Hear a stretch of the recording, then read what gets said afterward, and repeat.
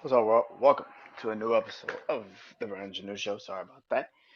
As you already know, I am Brandon, and if you are listening to it on all podcast platforms, thank you. If you listen to this podcast on all podcast platforms, thank you so much. If you're watching this on YouTube and you have subscribed, I appreciate you guys. Thank you very, very much. I appreciate it. Hopefully, y'all enjoying the content. Hopefully, you guys want to. Hopefully, you guys continue to support. Start leaving comments, start leaving reviews about the podcast. Hopefully, more and more of you love these episodes and yeah, man, season six is it's been sluggish. I've been sluggish. I'm gonna tell truths. I've been dragging my goddamn feet. I'm not gonna lie. But it's all for good. It's all for what comes later on, and after the been going through a lot, trying to mentally just get out of this late year, early year rut that I always get in with depression and anxiety and everything. So hopefully, but podcasting has always been there, and again, like always, podcasting is here again, and I'm starting to see a lot of y'all support me. So thank you for that, and I appreciate that, man. And let's get into it today, man. So this is the Brandon Janeau Show, Life and Times with Music. Now, I could have went a lot of places with this, but I want to just do this episode on one particular artist again, like I did just recently with Rick Ross, the boss. I said a lot in his episode that I was going to eventually get to this artist tonight, and that's exactly what I'm about to do. So, if you like this episode, like always, like, subscribe, watch on YouTube, Brandon Janeau Show YouTube channel. If you just watch the clips on my social media pages, Facebook, Brandon Janeau Show, Brandon Janeau Show is really on Instagram and TikTok. Brandon Janeau Show on Instagram and TikTok, and that's also, like I said, the YouTube channel, and it's also on podcast platforms. Brandon Janeau Show. So hope you guys enjoy this. But tonight, like I said, Life and Times of Music is of course going to be about the Snowman, the one and only Jeezy, Young Jeezy. When I first started listening to him, he was Young Jeezy. So hopefully you guys enjoy this episode. Now I'm gonna talk about the incredible career of Jeezy. Now, if you've heard any of these episodes that I've done when I've talked about Lil Wayne, or I talked about Drake, or I talked about Rick Ross just recently, I particularly talk about their pretty much their discography, everything that they have physically done, or everything I could kind of remember them doing. Um, and I just pretty much talk about how I felt about their projects, what they created, what they've done, and and the Snowman is gonna be a little different. You know what I'm saying? Um, I haven't listened to every project Jeezy's done or every mixtape, so I'm just going off of just straight up fandom. You know what I'm saying? Me just being a huge fan of Jeezy, and I'm going to talk about a lot of his career uh, and what he's particularly have done for a lot of artists that you probably don't remember him really moving and creating stuff for. So, like I said, this episode, Life and Times of Music, is about the one and only, the Snowman, Jeezy, Young Jeezy, uh, the one and only man, Big Snow. So let's get into it, man. I started listening to Jeezy in 2004, Trap or Die. My brother used to tell me about Jeezy all the time. He used to be like, man, Jeezy gonna be the next big star. He gonna be the next big dude. Big Snow, like he was just like Snowman. Can't ban a Snowman. He was the man. And so, like I always said, anything my brother was listening to, I would just gravitate towards it. And of course, like I said during Rick Ross episode, Jeezy was really the first person to really get started and really get going in early '05 when he joined Diddy's group, Puff group, Boys in the Hood, which was four rappers out there out of Atlanta, young, hungry, gritty, ready to go. Uh, Diddy had created this label called Bad Boy South, which other than Boys in the Hood, you didn't probably know Bad Boy South even fucking existed. Anyway, so I mean, and also yeah, they had Young Jock, and they also had Gorilla Zoe, I think, on there too. But nobody remembers Young Jock being signed to fucking Bad Boy at all. So Black Entertainment and shit like that. Um, but Jeezy Jordy Breeze, Duke, and Big Gee was Boys in the Hood, and they created one project together, uh, and it was a phenomenal body of work. It's called Boys in the Hood. It's on album musical platforms wherever you listen to your music. It's an incredible body of work, man. Uh, Jeezy just was there, but I think that group was more so geared towards trying to make Jeezy a star and also Jordy Breeze a star. I love Big E, shout out to Big E and Duke and everything, and you know, I don't know where you niggas at, so I don't know where y'all at. But that group was mainly trying to launch Jeezy's career and Jody Breeze's career. Let's get that real honesty here. Let's get real. Now, Jeezy, of course, became bigger than the group eventually. But like I said, Trap or Die mixtape came out, and that mixtape took the streets over like that. Big songs, big album, mixtape game was just on lock when Jeezy dropped Trap or Die. The intro is still one of my favorite intros that I've heard off of a mixtape in a minute. It's an incredible mixtape, and then the Boys in the Hood album. So Jeezy pretty much had everything he needed to launch his solo career. But Boys in the Hood also dropped a couple good songs, man. Felonies, uh, or felons, I should say. But the boys, them boys got work. Them boys got. And Jeezy's first part of the song, the first verse with Jeezy out the gate, Jeezy's verse was just, it's taking too long to lock up, bring it back. You was short anyway, so bring a stack.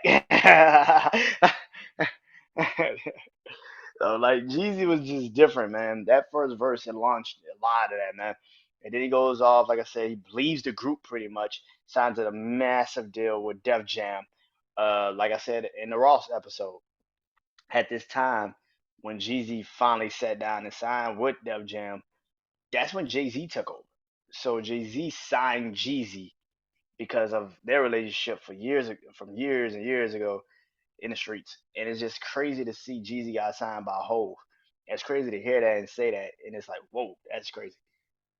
Jeezy goes on, signs a massive deal to Def Jam, and before he actually dropped the Def Jam, before he even signed with Def Jam, and dropped his debut album, he dropped a song called "And Then What" with one of my favorite producers, one of my favorite people that you know, a lot of people might not feel that way, but because I grew up on this man. So Manny Fresh, and then what? And man, with Jeezy and Manny Fresh was fire, so fucking fire.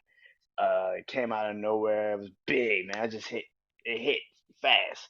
That beat Manny Fresh gave him, but at that time, Manny Fresh was getting back into like that heavy beat pattern where you kind of got like the trap beats now. A lot of people now does the beats for trap, but Manny Fresh used to kill beats, man. One of the best producers I've ever heard. Um, yes, and it is a little biased because I am from New Orleans, so yeah. But but yeah, Jeezy killed it. Then what? He even says in the Def Jam seven figures shit, we could finish the deal. Like he's just going in and telling you like, hey, I'm with it. Let's get it. And it took a while, but then eventually, like I said, he dropped his debut album, Thug Motivation 101, and that shit took the streets over, like instantly, like super instantly. Thug Motivation 101 was a culmination of Trap or Die and just pretty much all of the buzz he was surrounded by at that time. And it was such a massive fucking album when it came out. I remember um, Hurricane Katrina happened, and I remember like later that year we moved here to Houston, and it was like maybe a month after Hurricane Katrina, Hurricane Rita hit Houston, and everybody was so paranoid that okay, we just saw what Katrina could do. Let's just leave and go somewhere, and we just not gonna be bothered with this because everybody now in the South, particularly here, was just like worried that man, we just saw what Katrina just did to New Orleans, man. What if that happens here?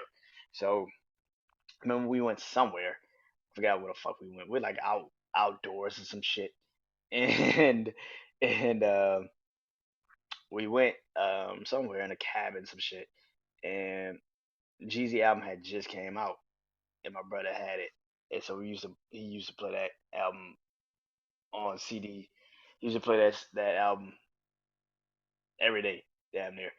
And yeah, man, that album was fire, man. I quickly gravitated towards it. Like I said, you know, Air Force One, Air Forces on that bitch, and then you got Go Crazy with him and Jay Z, My Hood, man, fuck Trap Star. Get your mind right, which was off a Trap or Die, but get your mind right. It's literally like the greatest song if you about to grind. Like if you about to make some like hustling moves, like this is like the best song to listen to. Like, like this is it. That is the best fucking song. That let's get, bitch, get your mind right. Let me talk to him. Bitch, get your mind right. Let me talk to him. Jeezy a rider. Jeezy a motherfucking fool. Don't approach him like that. You and Jeezy ain't cool. That shit, yo, that shit is still the fucking hardest fucking song I've ever heard. Jimmy Crack Corn and Jeezy Flip O's. I just stick to the script. Y'all niggas hoes. Yeah, that show is legendary, bro. Yeah, get your mind right. It's just on another motherfucking level, bro. Like it's just on another level, man. Standing ovation. Oh my god, bro. Yeah, he got some hits off that bitch. He got some hits on that bitch. Like I said, then what? Trap or Die with him and Bun B. Um, what else on that fucking project? Boy. Soul Survivor. I was about to miss it. I'm sorry. Soul motherfucking Survivor. Which I think kind of really launched Jeezy into another stratosphere. Excuse me.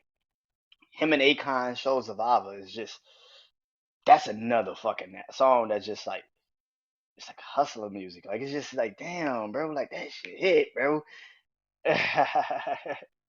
That shit hit, man. Akon was singing on that bitch like, yeah, man, that shit was woo. Akon and Young Jeezy. Hey, trying to take it easy. Yo, that shit hit, man. Yeah, Soul Survivor, man. I was about to miss that shit. I'm sorry, I've almost missed that shit. But yeah, man, that shit was a fucking banger, man. Soul Survivor. And then Jeezy kind of went into like the collaborations, like a lot of debut albums, a lot of debut artists do. He goes and does a lot of collaborations. He does a lot of songs. One song in particular he does is So Icy. That is where him, and Gucci Man started beefing because they started beefing over that particular song. Somewhere in the rivalry, somebody said that So Icy. They wanted to give So Icy to Jeezy because it was creating buzz in the streets of Atlanta, and they wanted that song to be on Thug Motivation 101. But Gucci was like, I reached out to him to do this song. I'm not gonna give him my fucking song, and that song created a fucking rivalry. It lasted 20 fucking years. And I'm very happy to see them dudes put that shit to bed and put that shit to rest. A lot of people can get mad and say whatever about it, but at the end of the day, that's growth, that's understanding. Like, yeah, bro, we were kids. We were literally but I mean, them niggas had to be, them niggas about to, gotta be in their 40s. So they about 20s, in their 20s, early 20s, late 20s maybe, beefing over bullshit like that. Yes, and also it related and it resulted in somebody getting killed. So I wish they would have closed that bullshit chapter a long time ago before somebody really did lose their lives. But shit happens and things happen. And but at the end of the day, man, to see those two men did come together and do So Icy at the end of the versus battle, that was pretty dope. I was like, yo, I haven't heard that song in years. That shit. I was like, God damn, I heard that song in years. But I remember that video. I remember everything. I remember that whole time frame. And I was like, them niggas beefing? What the fuck they beefing for? It's like, it was just so, it came out of nowhere and it lasted for fucking forever. And you gotta realize a lot of people was picking fucking sides. It's still to this day. It's certain motherfuckers that haven't worked with Jeezy because they're Gucci dudes. It's dudes that don't work with Gucci because they Jeezy dudes. It's just like, that's a fucking thing. And hopefully now that they are calm and cool and collected, little baby who is one of Gucci's descendants and kind of comes from the Gucci tree a little bit. His artist, he's well not his artist, but so Yo Gotti who actually has signed him, Eastside G. Him and Jeezy have been cool for years, and that's kind of and another person that was kind of cool with Gucci, Yo Gotti, who I talked about earlier, where I said Jeezy has influenced a lot of people. Yo Gotti's one of them. So it's kind of interesting that everything has played out the way it's played out. And maybe we do now get the Jeezy and Lil Baby songs, and maybe the Jeezy and Young Thugs, and there's a lot of time that has been missed from working those particular Atlanta artists not fucking with each other because of two men's conflict. So hopefully we get that now. But the So Icy song comes out, and it's a buzz. It's a big song. It does enough for Gucci to get his shit popping, and it does enough for Jeezy to keep his role going. And like I said, Jeezy was at that time doing a lot of collaborations. I think he did Say I with Christina Milian, and he had a lot of fucking collabos at that time that was really just starting to pop off, which led into the Inspiration album. And the Inspiration album has songs like I Love It. It has songs like Jeezy. Yeah, so it has songs, man. Go Get It, Go Get Her with R. Kelly. I mean, people can say whatever about that song, but that song was a motherfucking massive fucking hit. Go Get It was a fucking massive fucking hit. Holy shit. I got so sick and tired of that fucking song, though. I'm not gonna lie. I got so fucking sick and tired of that fucking song. Go get her, hey, go get her. Hey, that shit was so holy shit. I still to this day I cannot sit and listen to that fucking song. I can't do it. That shit was just played every fucking where. I was like, oh my god, get this shit off the radio. That shit was everywhere. But he killed it, man. Jeezy's album was incredible. He had Keisha Cole on it and everything. It was an incredible body of work. And like I said, Jeezy really don't fucking miss. So it's hard for like that day that sophomore album was really dope. Really great body of work.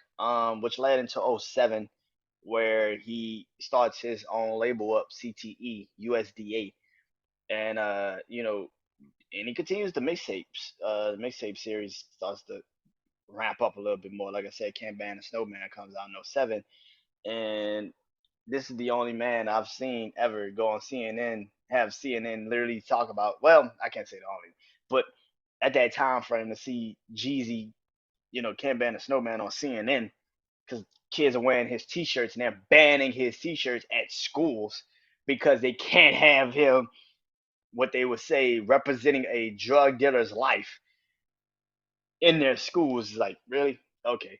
But Can Ban and Snowman mixtape comes out massively, and then he also does the USDA project in '07, which leads into other things, and he has a song on there called White Girl. I talked about it on the Rick Ross edition. White Girl remix was massive. He had Rick Ross on it. He had his USDA artist on there, Blood Ross the Puller, and of course Wayne and Fab on there. So it was just like that remix was everywhere. I remember being a kid in '07, bumping that song. In Atlanta, of all places, because I was there for my grandmother's funeral.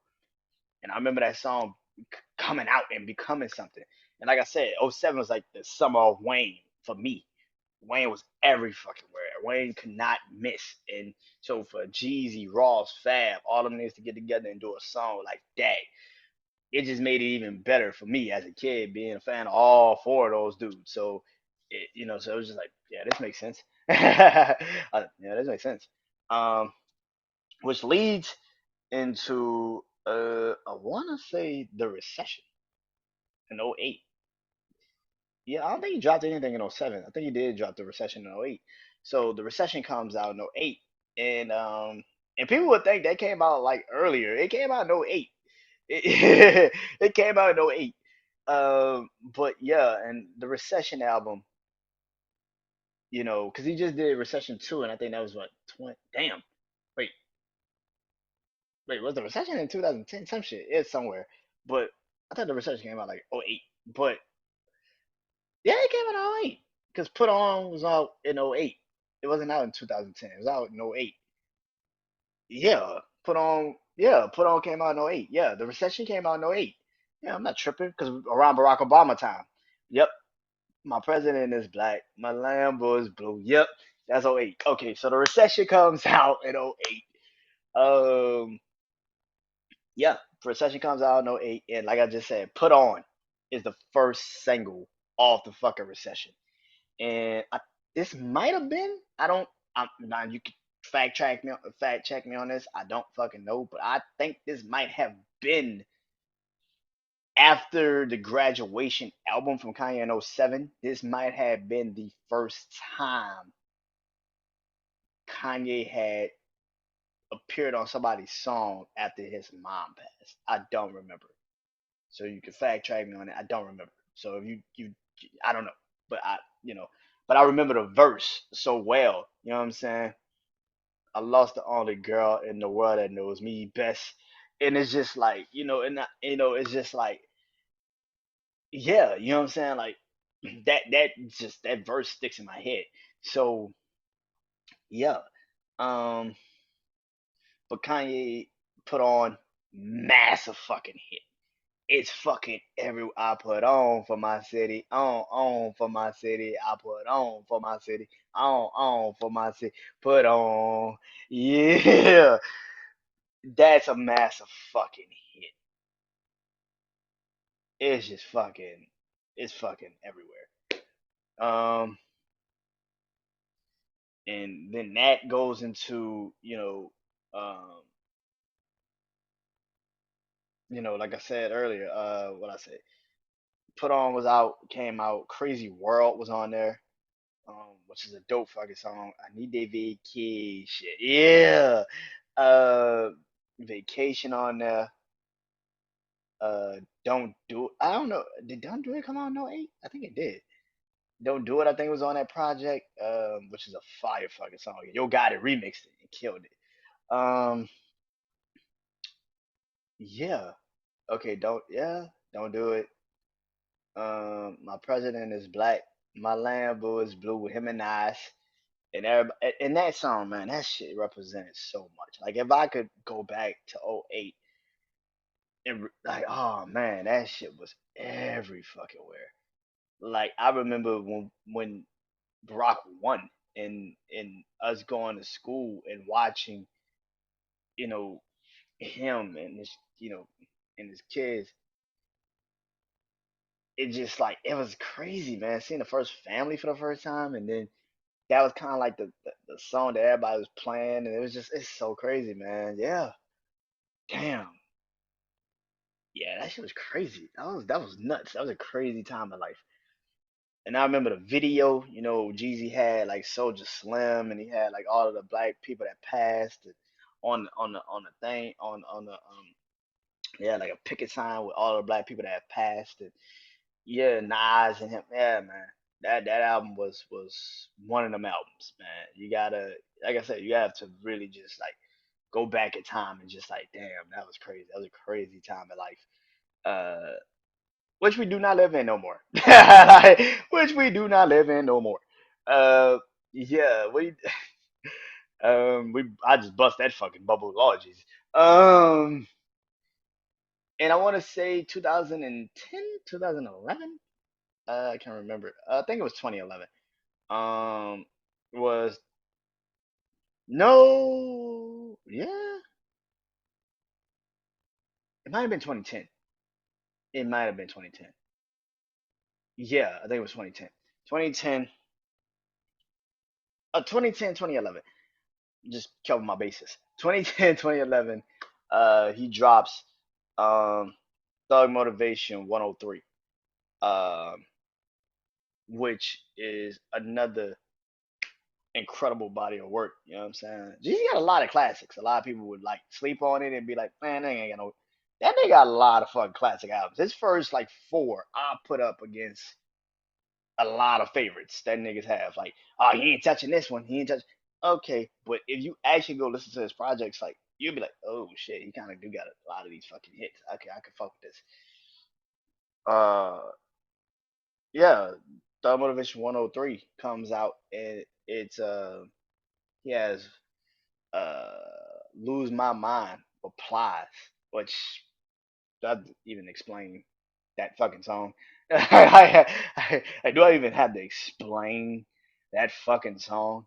Um, um, that was a massive fucking hit. And then you had to, and then he had I Do with Jay Z and Three Stacks. Now, at the time, there was like two remixes to Lose My Mind and I Do. Both of those remixes featured Drake. In 2010, him and Drake has one. I've said on Drake's episode, and I'm saying it here. One of my favorite Drake songs is him and Jeezy, "Unforgettable." It's one. They took a Leah song and flipped it and made it into "Unforgettable." So they hear them two on remixes was fire. And also, I said it a lot on Ross, but Jeezy and Drake actually had a lot of songs that came out around this time too together. Um, One of the songs was they took Bun B. Bun B had a song called "It's Been a Pleasure," and Drake had a verse. Yeah, like a verse or two on there, and yeah, he had a verse or two on there, and then he kind of Jeezy came in at the beginning, rap, and then I think Drake took over, and yeah, because Drake sings the hook on the "It's Been a Pleasure" for Bun B. It's on Triller OG if you actually go listen to it. It's called "It's Been a Pleasure," but Bun B's rapping the entire time, but Drake is singing the hook of the song. And so Drake took that song and flipped it and did his own version where he's rapping and singing, and Jeezy's on it. So I remember that song coming out. Like I said, I was a huge Drake fan at that time. So anytime him and anybody was working, I was like super just listening to the song. And that song, still to this day, is one of my favorite songs that they've ever done. Unforgettable. They hit, man. They hit. I wish them two dudes would get back and do songs together because they kill shit every time they do something together. They kill shit. Um, but yeah, I do had a remix with Drake on it. Lose My Mind had a remix with Drake on it. Matter of fact, if you go and look at the 2010 BET Awards, Drake actually performs at the BET Awards in 2010. He performs Fireworks and Over, but at the end, he brings out Jeezy, and Jeezy performs Lose My Mind. And then literally, like after Drake performs, they Hot New Hip Hop, the website Hot New Hip Hop, they had Lose My Mind remix with Jeezy and Drake. So I remember that very well. I remember that whole night very well. And so yeah, them dudes don't miss. Them dudes do not miss. Also on this, I think the Motivation 103 project, that's when Ti came home and he had Fame on it with Ti. That was the first record Ti did since being back from jail. And yeah, like it's a really dope album. Thug Motivation 103 was very dope. Now, in the mix of all of this, excuse me, I said it on the Ross episode, I'm gonna say it here. In the mix of all of this was the start of Jeezy and Ross's beef. And like I said, Ross did a song called BMF. Uh, and you know, Jeezy having ties to BMF, Big Meech and all of them. I guess he felt some type of way. I mean, he probably was already feeling some type of way because of the label situations and everything that was going on. They both were kind of being held as two of the Renaissance men of the South. So I think a lot of that shit just kicked in. And these are two of my favorite rappers. I'm like, oh shit. And when them niggas started beefing, it was kind of like, oh, I don't know about this one. I was like, oh, I don't know about this one. And I remember them, they beefed. And I mean, Ross probably, a lot of people say Ross won it because Ross was more seen, but I don't really know who won that. I'm gonna be honest. I don't really know who won it. Jeezy was still doing mixtapes and killing it. Ross was doing mixtapes and killing it.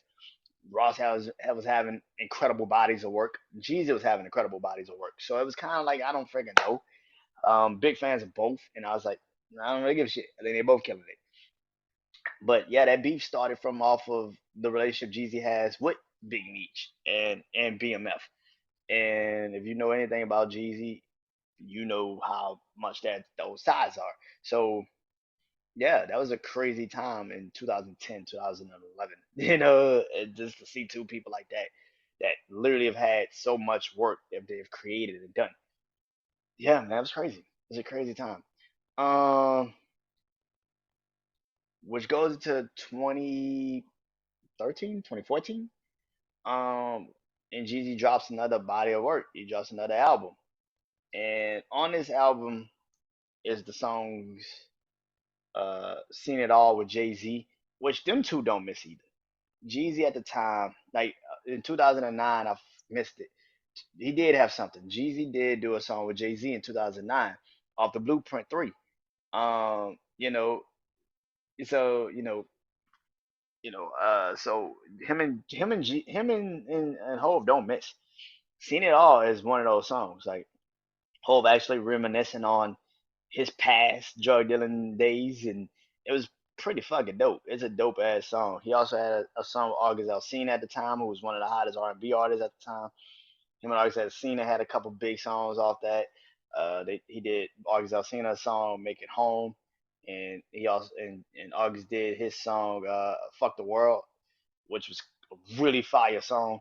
Um, which leads into um, Beautiful with Game and Rick Ross, which again, super happy that them two guys got back together and really started to make music again.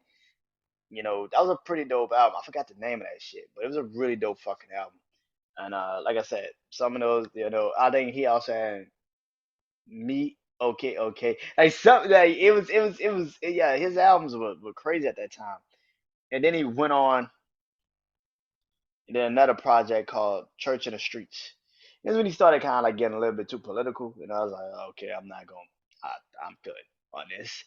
But then he dropped a mixtape with DJ Drama, and them niggas don't miss. Talk about fucking people that don't miss. Them niggas don't fucking miss, man. And and that mixtape was so fucking fire. Holy shit! I bet they won't turn up, turn up, turn up. I bet you won't turn up. Yeah, that shit was fire. I remember that shit. And around the time, that's when he started back up CTE, and CTE started to sign a guy like by the name of YG. He signed YG to CTE, man. And YG jumps his album, and it's a classic album. His first album, YG's first fucking album, is fucking fire. That shit was fucking legendary. Lord Jesus, that was a fire fucking album. Lord Jesus. But Jeezy dropped this song called R.I.P. R.I.P.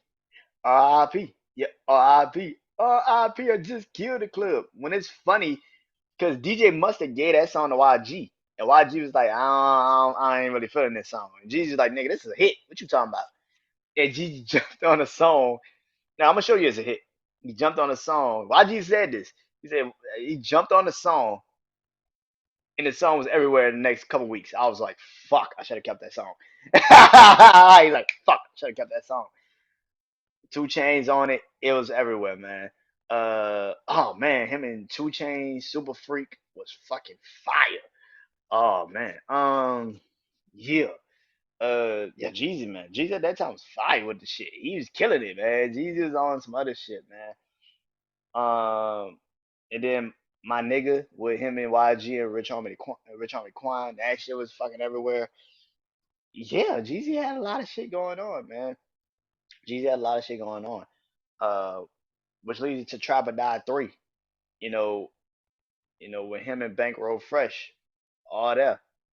And he's had projects that have come out since then and have done really well. Jeezy's one of those guys. I'm looking forward to the Snowfall mixtape with him and Drama again. That's gonna be fucking phenomenal. All in all, man, Jeezy's had an impeccable career. I mean, people can say whatever they want to say about Jeezy, but to see the growth of this man from when he was literally the dope boy, man, he was literally that nigga. Like he was, you know, drugs in, my auntie crib. Drugs in my auntie crib. You know what I'm saying? Like that nigga to taking too long to lock up, bring it back, nigga. You short anyway, so bring a stack. Like to see that, and now to see him as a businessman, as a father, as this man that has become one of the Atlanta's biggest institutions of music, man. It's an incredible thing. The South's institution of music, man. Jeezy's still one of those dudes. L shit, he just killed Eastside G's new song, The Realest. That felt like old Jeezy. I was like, holy shit, nigga, is this not G? Is this Jeezy featuring this nigga? Like, I was like, is this Jeezy featuring him or him featuring Jeezy? Because Jeezy came on that shit. I was like, nigga, is that Jeezy featuring him? What the fuck? Jeezy's having them songs, man. He's getting back into it now. I mean, him on the Pressure mixtape, the Pressure album, with him and bringing J. Cole and Kendrick Lamar together on a song, like which we've all been saying, yo, we want to hear Kendrick and J. Cole on a fucking album together. Let a song, like, let's do this. All of these things, him embracing the Kodak Blacks, like I said, him embracing Kodak Black and Yo Gotti and all of the young guys in the streets, and this is an incredible thing to see, like Yo Gotti's and YG's and Freddie Gibbs and all of these amazing artists that have come from Jeezy too, man. A lot of artists have come from Jeezy. A lot of people, yeah, Future was one of the first people that Jeezy also got cool with. You know what I'm saying? So, this is the thing, man. And I think, man, listen, I think at the end of the day, you know, Jeezy one of the best rappers that has ever done it, man. And I'm very proud, like I said, with the Ross, like I said with the Wayne. I'm very proud to live in an era where a Jeezy exists, because to see his incredible music last, but more importantly, the evolution of the man is really fucking dope. So hope you guys enjoyed this, and can't ban a Snowman forever. You know what I'm saying? Shout out, man. Shout out to Jeezy, man. See you next time for Lifetimes for Music. I'm trying to think where I'm gonna go next. I might do an album. 2014 Forest Hills Drives, J. Cole. It's coming soon. So stay tuned for that. That's coming soon. And I'll talk to you guys soon. Peace.